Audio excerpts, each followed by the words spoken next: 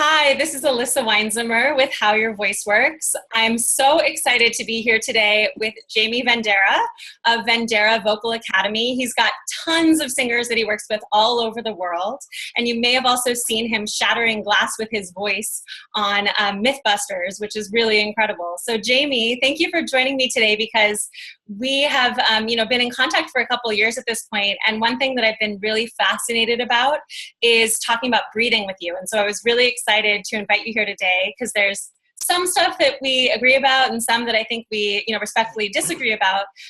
So it'll be nice to have a debate about this question of breath support that so many of us ponder. Welcome. Yeah, well, that's what I like about you, Elissa. You run into so many coaches that I have no problem with how you approach breathing. It's at least we can agree to disagree, or we can agree to agree, where other coaches, they want to clash and say, my way is the only way. Well, the human body is such a unique instrument that different things can work for different people. Mm-hmm. So, we'll discuss whatever you want to discuss. Amazing. Okay, so what I'm interested in maybe starting with, so obviously, I think one of the most common questions I get when we get to the breathing module of How Your Voice Works, and I'm sure you get this too around breathing, is, okay, please explain breath support to me because, 5 teachers have told me 5 different ways and what's right? So why don't each of us give our explanation of how we like to describe breath support, and then we'll go from there. So why don't you go first? Okay. Pardon me for sounding hoarse too. Like I said, I'm just battling this chest cold. I haven't been sick forever, but that's my own fault for not taking my emergency. But at least I got breath support to keep me going. So with me, when I was younger, and I'm 47, and I started playing in bars at 16, I didn't know anything about breath support. I had a couple early coaches. One said I had to suck the stomach in to support up on the diaphragm. Whereas another coach, my next coach, said, no, with bel canto, you need to push out. She really wasn't a bel canto teacher. I think if you understand bel canto, which is not what I teach, but I have very, very well respect, there is a reason for what they do. This lady really wasn't teaching me correct. Another coach said, just don't do anything. If I sucked in, if I pushed out, if I forgot all about it, I always had sore throats. I couldn't figure it out. So for me, I bugged a singer named Jim Gillette. It was a band called Nitro, and ironically, they're doing their next record now after 20 years. So this is my vocal coach who actually eventually taught me to shatter glass with my voice. And with Jim, he went freakishly high notes in his real voice. It's not falsetto, soprano C's, B's, D's. And he had this way, he always worked out. He's a very big guy, and he always had this really nice abdominal wall. And he always said, not like really deep and about it, because the way that he taught me was just kind of loosely based, like just do this. He didn't explain a lot. But basically, he said, tighten your abdominal wall. Well, I did that and it kind of hurt my throat. And then I found Elizabeth Sabine, who was my coach for many years. And she talked about like going back to when babies are born. And if you watch them breathe, actually it's kind of like a weight loss commercial. It's like, if you breathe in, here's before, here's after, before, after. So when you're watching a baby, as it's inhaling, its little bellies rise up. And then when they scream, when they're hungry, they bear down, they push straight down. So Liz said, look, it's an emotional response. If you bear straight down, the way she explained it to me is it tightens the abdominal wall, but does not put excess pressure on that diaphragm. Now, with the diaphragm, at least the way that I train, it is a very big muscle. When it expands, it creates that vacuum in the lungs. So it lets the air flow into the lungs so you don't have to pull it in. But the problem with most singers is they relax it too quick. So what happens? You use too much breath, and you can kind of aggravate the cords. So for some odd reason, when I bear straight down, like going to the restroom or like having a baby, I'm not grunting. I'm not locking in my throat. It's just that bearing down. It tightens the abdominal wall. And this diaphragm is like, what's going on here?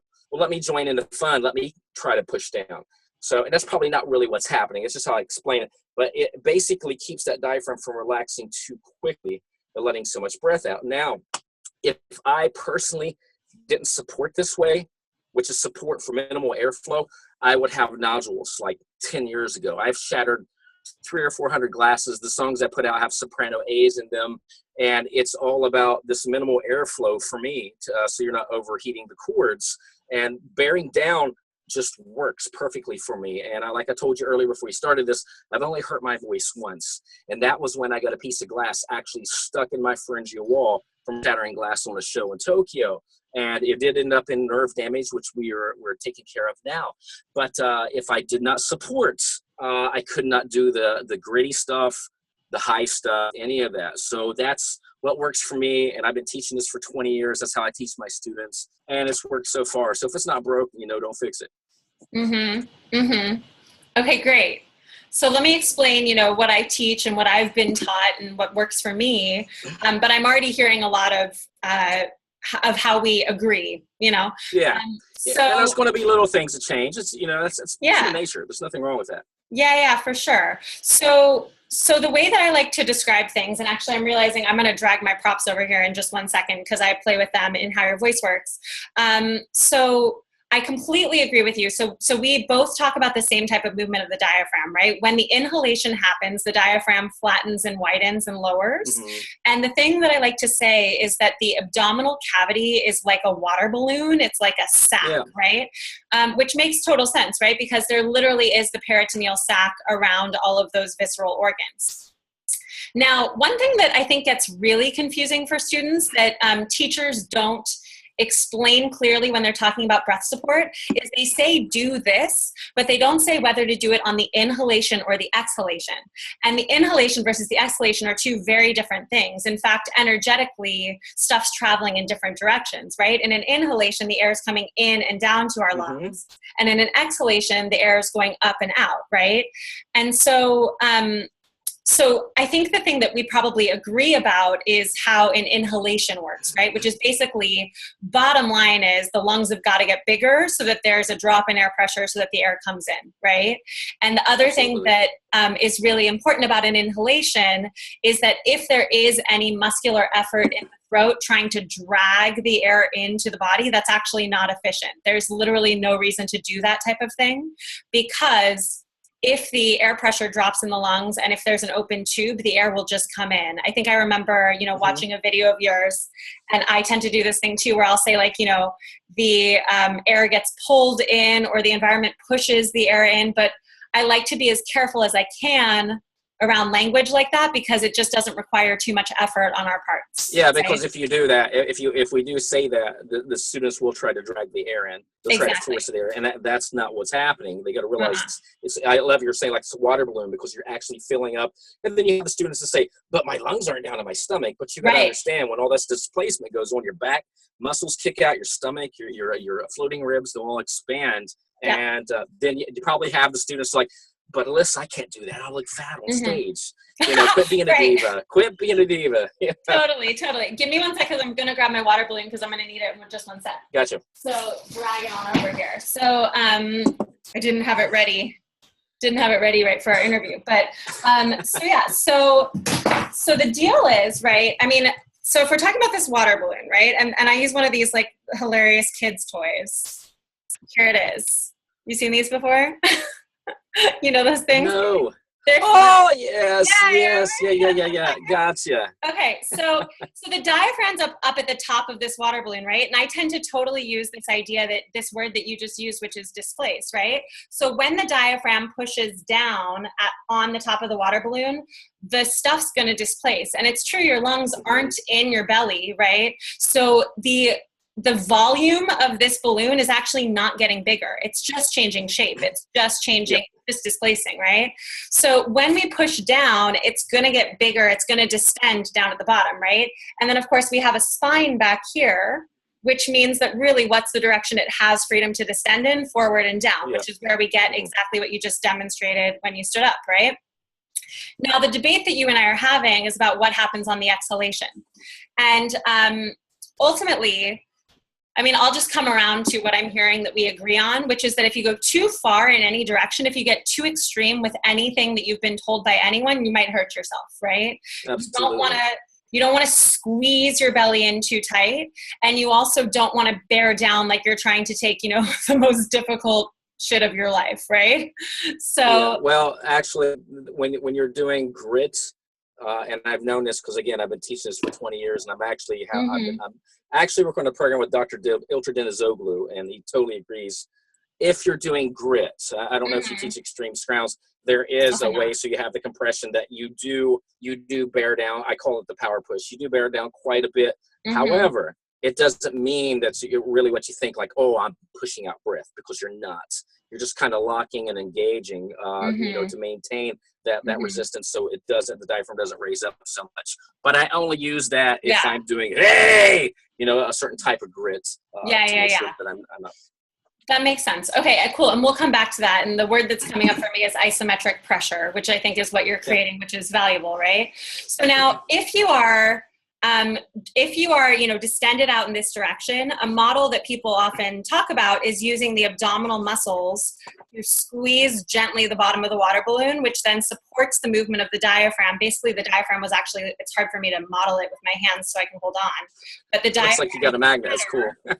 Yeah, the diaphragm was flatter. And if we go like this, it helps support the diaphragm as it travels back up to its dome shape, right?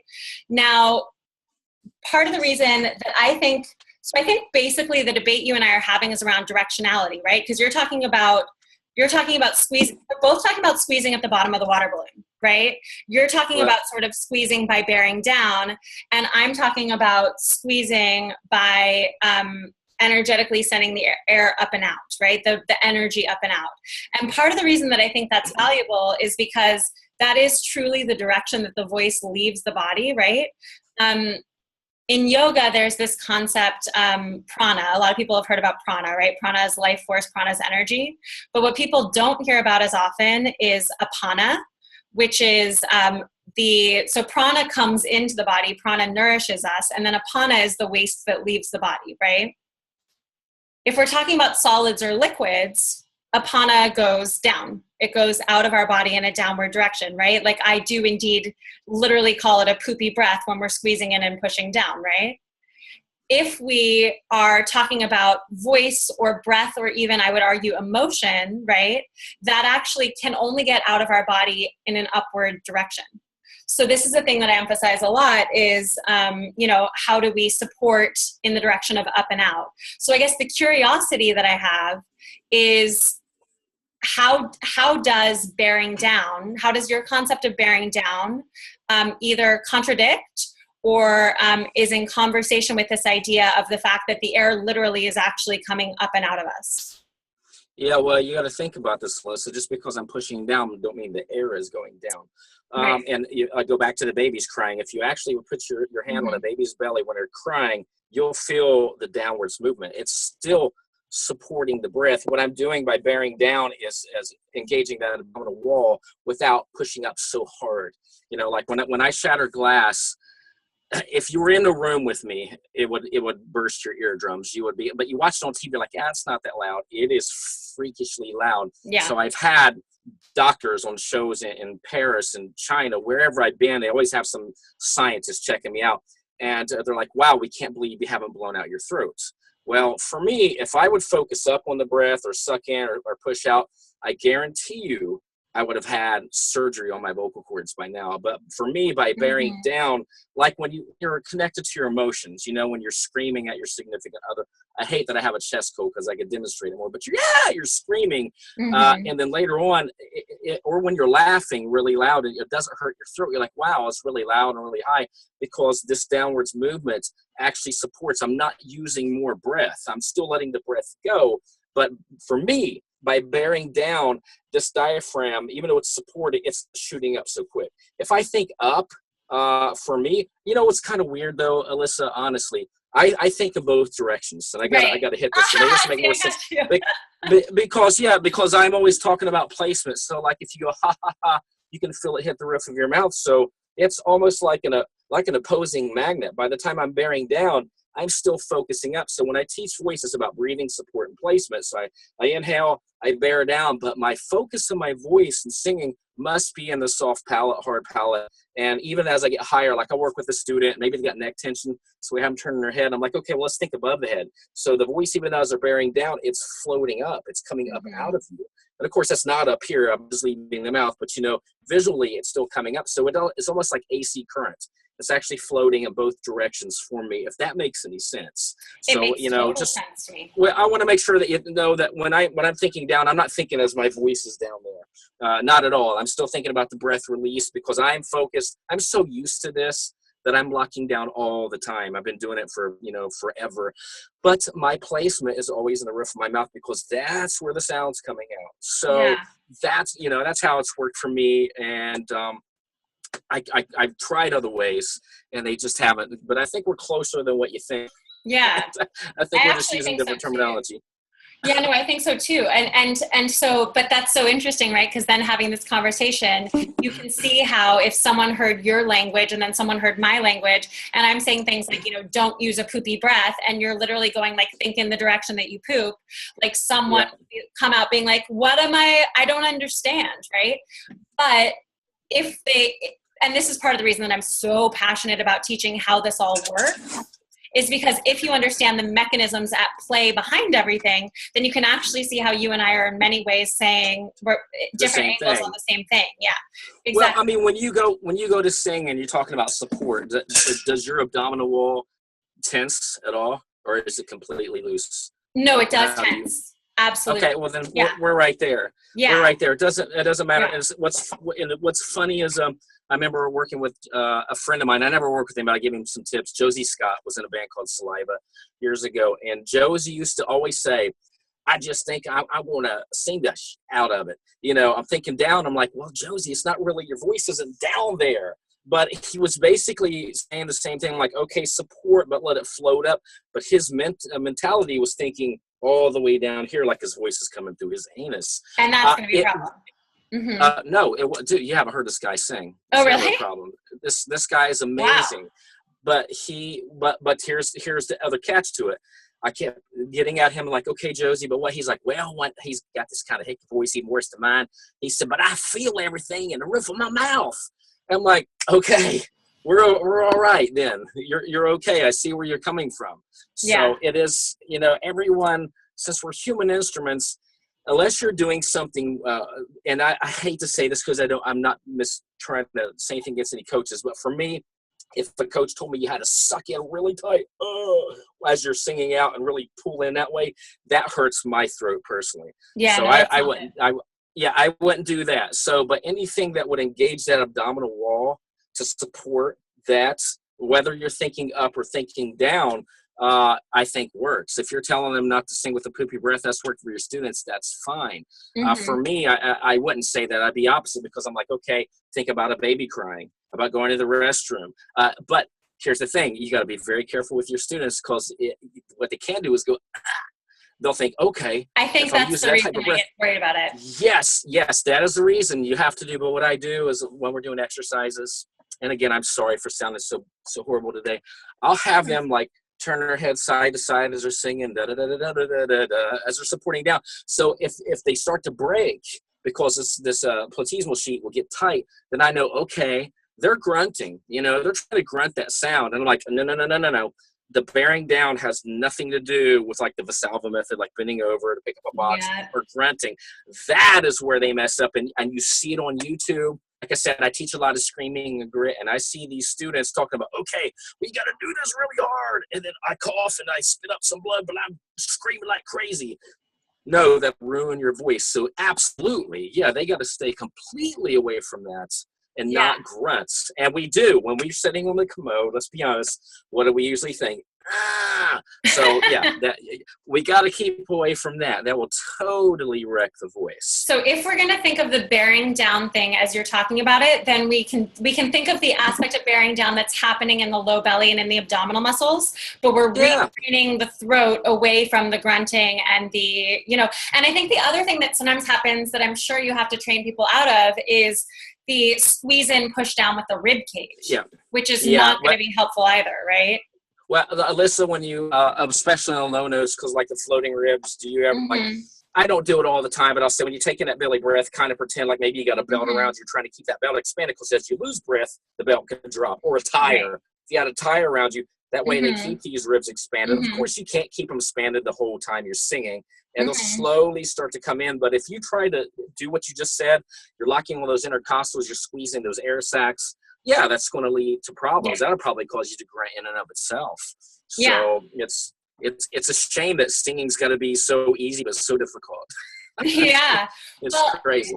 It's so crazy. But, and the other language that I use that really ties in with a lot of what you're saying is I often just say bottom of the tube, top of the tube, forget about the rest, right? Which is like, whatever it is that you're doing with the abdominal muscles, that's really important because that's your power source, right? We're not going to have breath. We're not going to have voice without power source.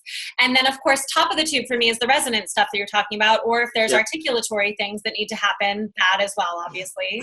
But it's about, because the modules of how your voice works are impulse, body, breath, sound, resonance, articulation, and language, those 7 steps. But, I really like that. I want to steal it because I never heard of it like that. But instead, I think I'll just beg. I'm writing Raise Your Voice 3 now, so I'm probably going to beg you just to write the article on it. But the bottom tube and the top of the tube is brilliant. I've never thought of that. That's brilliant because you have, where do singers get stuck? They get stuck in the middle of the tube. Yeah, totally. Absolutely. So, and that's why I said when I'm in opposing things, when I said bear down and focus up, that's what I say. Breathe, bear down, focus up. So I'm down here and up here, but it's always here, which is why I have them do, trust me, if you're doing some scales with your students, try that. If they go crack over the place, and you're squeezing the middle of the tube, right? And some people, depending upon the order of when people are watching this video, they may or may not have heard me say this metaphor in the How Your Voice Works class already. But I like this garden hose metaphor because, like, with a garden hose, you turn it on, right? That's breath support, right? You know exactly where I'm going. You point it somewhere, which is resonance, right? Wherever you're pointing it is the shape that the water is going to, careen through space. And of course, if you do that little thumb thing on the end of the hose, that's sort of like articulation, right? But then what you don't do with the garden hose is you don't go to the middle of the hose and start trying to help the water by squeezing the middle of the hose. That would be so bonkers, right? Like it wouldn't help at all. And yet our body starts to do that. Our intercostals, our throat start to be like, let me just help this whole situation by squeezing. And the irony is that if you squeeze hard enough because you're trying to help, what you're actually going to do is, put a kink in the hose. And then that's beautiful. I never even expressed it like that, but I remember in my kids' books, the Sing Out Loud series, we didn't talk about squeezing, which is much better than what I wrote, but we talked about, bending the hose and putting the kink in it. So all of a sudden your voice gets stuck there, and then when you open it up, it's flowing, but it doesn't mean that you haven't hurt yourself. Yeah. So no, this is so cool. Don't let me forget this. I'm going to bug you to write an article for Raise Your Voice 3. The good news is we have a recording of this. So, I think the bottom line for me is, and what we can also quickly acknowledge, the thing that you and I we haven't explicitly said it, but that we're implicitly saying we don't really agree with is that whole nothing needs to happen breath support idea. Which, like in my world, the people who talk about that are Carl Stow and it's sometimes it's like this kind of like the breathing will naturally happen. The diaphragm is the primary muscle of expiration. And I just actually think that when we're making sound, when we're vocalizing, we need more than our diaphragm is always going to work as long as there's nothing impeding its motion. But how we, support it, how we break it depends on how we use the other muscles around the torso, right? Yeah, and I've got a lot of coaches that I'm really close friends with to say, just, it happens on its own, leave it alone. For me, that just won't work. I mean, I'm training, a lot of my singers, people know, are from big bands like Sky Harbor and Dream Theater. And I know these guys, and if they did not go that extra mile with support, they wouldn't be able to sing 3-hour shows night after night. Plus, we're talking about not that I'm degrading any singing. I mean, I don't care if you're a country, a blues singer, opera singer, whatever. It's still difficult. But with rock singing, there's a lot of guttural sounds, and that's why in my line of training, it's important that they understand that. That's why, and I understand if you were doing a lot of rock singers and, okay, this guy's doing AC/DC, then you'd probably come around to a point to my way of thinking like, okay, I understand why you're thinking downward now. Because to get these sounds to flow and to really vibrate. But in the end, I don't think there's anything wrong with the way that you teach or the way that I teach, because it's still the same thing. You're having abdominal contraction to control that breath flow, to make sure, and just like you said, at the bottom and the top of the tube, that way you don't get stuck in between. That is the key. I could never not do anything with my breath support. If I just said, just let it go. However, if a singer's trained and they practice diligently every day, when they get on stage, they don't need to think about any of this stuff. Yeah, let's hope not, right? Yeah, that should be second nature. So they shouldn't be like, oh, am I supporting?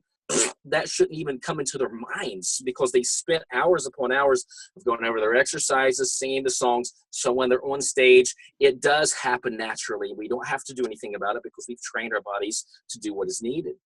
Yeah, I always say, pardon me, I always say homework is homework, rehearsal is rehearsal, performance is absolutely. Performance. You got to switch modes, right? So I need a little bit of water, but my chest cold is rubbing off on you. I know, you're giving me a cold through the airwaves. So funny. Yeah, and you know, I think actually I'll have to also invite on this colleague of mine, Joan Melton, has actually done these ultrasounds of the abdominal wall when people are singing, when they're speaking. Really? That's cool. There's also this huge debate about whether it's just the transverse abdominis or whether it's the transverse abdominis and the obliques and the rectus abdominis. And that's what I was going to ask you. Did they do it all the way around so that we can see everything? I mean, I'm pretty sure that they put the ultrasound. I'm pretty sure that she placed the ultrasound, you know, at the front anyway. So I don't know that we have an answer to that yet. But it's all three layers of the abdominal wall moving, of course. And yes. I think the point is, you know, if I just say like, hey, Jaime, it doesn't move as much as if I shout at someone across the room, right? Absolutely. And so, and I think that ties into what you're saying about rock singers, is rock singers have these demands to make these incredibly loud and taxing sounds. And so to make sure that we're not overdoing it with the squeeze in and energetically push up and then send like a boom of airflow up into the vocal cords that the vocal cords can't handle. Absolutely. That's where your bearing down idea comes from. That makes so much sense. Well, you know what? I was on my very first show was Good Morning America, and that was actually with Jaime and Adam from MythBusters. And I'll be honest, that morning they got me up at I'm up at 4:35 practicing shattering glass with an amplifier, and I'll be honest, Elissa, I couldn't do it. I had screamed at wine glasses the day before for 8 hours, training 22 opera singers to do this. They picked a challenger for me. It's not that my voice was worn out. I got up and kind of warmed up in the shower, but I wasn't fully warmed up.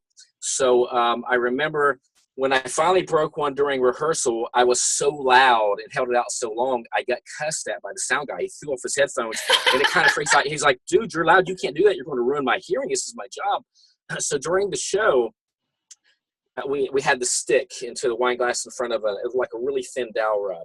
And I'm holding it there like a fishing pole, and it explodes within 10 seconds. And afterwards, Adam says to me, that was amazing. What I loved is you were almost out of breath. And I was being honest. I wasn't being egotistical. I said, Adam, I could have held out that note for another 30 seconds. Yeah. Because it was loud, but I'm using the whole body as like a tuning fork. I don't use a lot of air. I mean, I know, coaches say you use more air when you go higher, and I can understand the point, but when the chords are thinning out, you still don't need a lot of air to reach these frequencies. So my bearing down is so much about control. The way that I practice and teach students to really elongate sounds so that you don't need a lot of air, whether you're soft or loud, to hit that note. So it is that bearing down for me is to save my voice, and probably, like you said, to actually lower the bottom of that tube and raise the top of the tube. So I'm way up here in the cap, and I'm nowhere in between. Yeah. Amen. So great. Cool. Okay. Well, this has been, you know what I think I'm going to call this video is watch this if you're confused about breath support, right? And you'll be even more confused. And you'll be more confused. Yeah, exactly. But it's such a challenging thing, but the bottom line that we are saying is move those abdominal muscles in relationship to the demand in order to create some sort of tension, basically, that helps the movement of the diaphragm up at the other end of the water balloon. Did I summarize that pretty well? Yeah, but I mean, I'm just glad. I mean, I'm not saying that you and I are correct in all this, because again, the body is a human instrument. But I'm so glad that we're like-minded on that, because like I said, in the past, I've had singers don't do anything, coaches don't do anything, suck in really hard, and these things just really hurt my throat. So, and again, like you said, that abdominal tension will support that diaphragm. And even though that I'm thinking down and you're thinking up, I'm still kind of doing both. I'm being bipolar simultaneously, because I do bear down, but I forget about that. But I think up here, and I'm always focused on the vibration in the roof of my mouth. So it affects, everything. I don't really think about the mask. As soon as it hits the roof of the mouth, boom, I can feel it in my nose and my cheeks and all of that good stuff. Yep. Well, I like to say that every good thing in life is a paradox. So thinking up and thinking down at the same time makes so much sense to me. And, I think we do need to acknowledge that there probably are a good number of singers out there who really, and speakers and, people delivering Shakespeare who do feel that the don't just let it all happen and just free the breath approach works. And that's totally fine. And then, our methods are not for you, and that's absolutely fine. But I too, having lost my voice back a decade ago, which is exactly why I went on this path of becoming a voice teacher, I too, and I think actually what I was doing, in fairness, Jaime, was I was sending way too strong a stream of air up against my vocal cords, and they couldn't, I blew them out, right? They couldn't handle the stream of air. So I think maybe what I've learned by learning this idea of drawing the low belly in, maybe what I've learned is to do so proportionately. So it's not like just this massive blast of air and also this, enormous tension that happens up at the top of the tube with trying to brace against that airflow. So it's all about, power, but calibrated power and efficient power. And, just understanding in your body how to use that power, but also not to co-articulate a bunch of extra tension along with the engagement of the abdominal stuff. Well, think about it. I mean, if you haven't had any training and you hear these amazing singers and they're belting or hitting something really high, what do you do? You use every ounce of breath you have to try to reach that note, try to climb your way to the top when it's not up there. And that's where 90% of my singers, that's what's happening when they come to me, because I work with a lot of like touring artists, and they're like, okay, the record company calls me and says, okay, so-and-so they're going to cancel the next 3 gigs. They're going to have to tune down a whole step. Okay, well, let's figure this out.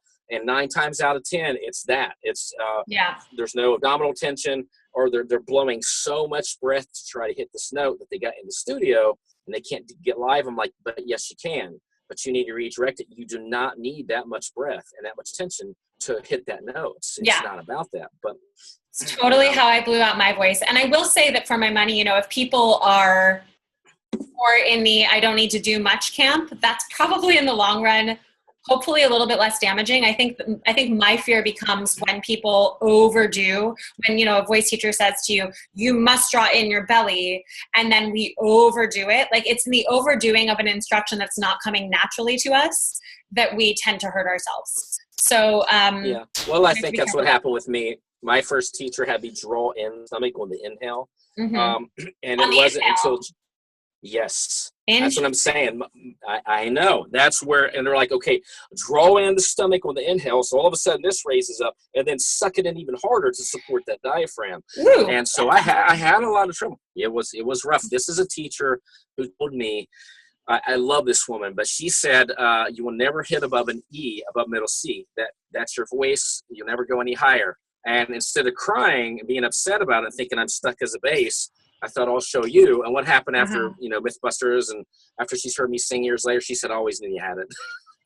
Really? And God loved this woman. Yeah, I think the world of her, but she just wasn't the teacher for me. It wasn't until Jim and Liz, and they're like, look, think of a child. When we're born, watch an animal. When a kitty cat breathes, when they inhale, their bellies expand. Let's not fight against nature. Let's figure out how to make this work for us. Not work against it. Awesome.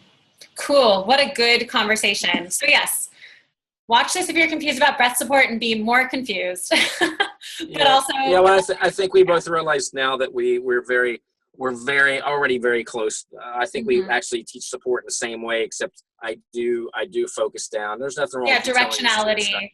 And energy is a little bit different. Yeah, but I break glass for a living. What do you expect? Yeah, I don't teach my students to do that, so I'm going to send them to you if they want to learn to do that, and you can teach them your way. That's perfect. You'll actually have to teach me how to break glass at some point, because I haven't ever done that yet either. So that's no problem. I guarantee you can do it. Awesome. I'm excited. Well, Jaime, thank you so, so much for being here today. It was so awesome to have this conversation. Well, thank you for being patient with me, and I'm sorry I'm ill. Okay. You know, like I said, the show must go on. I've done TV shows where I've been sick, and it's just, you got to do what you got to do. So maybe we'll do another conversation where you can actually hear me speak. I think I heard you just fine, but I hope you get some rest and feel better, and we can talk more anytime. All right. Thank you. Nice to be on board. Have a good day. You too.